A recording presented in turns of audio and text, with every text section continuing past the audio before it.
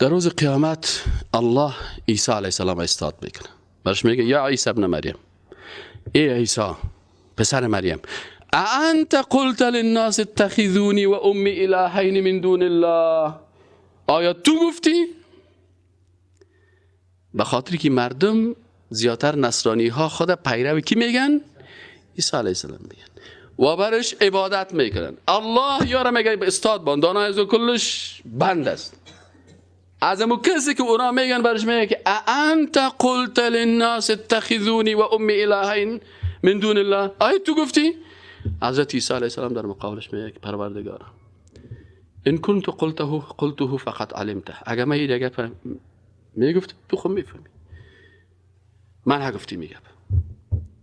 و در سر ما این تومت کردن و یا پیروای من هستن، از این خاطر سای پاپ جان پال، پاپ بندیکیت، نصرانی ها در اینم یک کلمه گپ عیسی علیه السلام رویشان سیاه میشه، چون به کسی که اونا میگفتن و از پیشان اظهار براعت میکنن، بگه من نگفتیم، دروغ میگه، سر ما تومت کردن.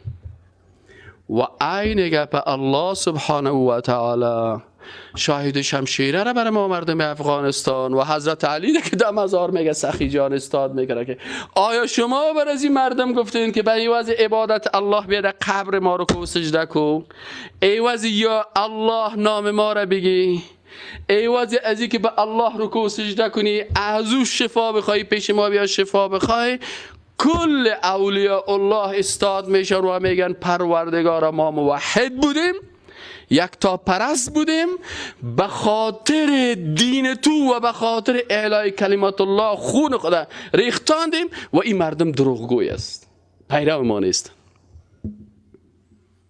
سر ما تومت کردن و الله عالم الغیب و الشهاده است. الله عالم الغیب و شهاده است. هیچ وقت حضرت علی کس نگفته که ایواز یا الله یا علی بگو.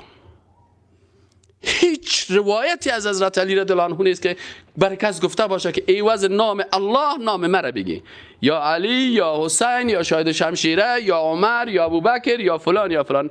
هیچ ولی از اولیاء الله، هیچ نبی از انبیاء الله، هیچ صحابه از صحابه رسول الله این کار نکردن.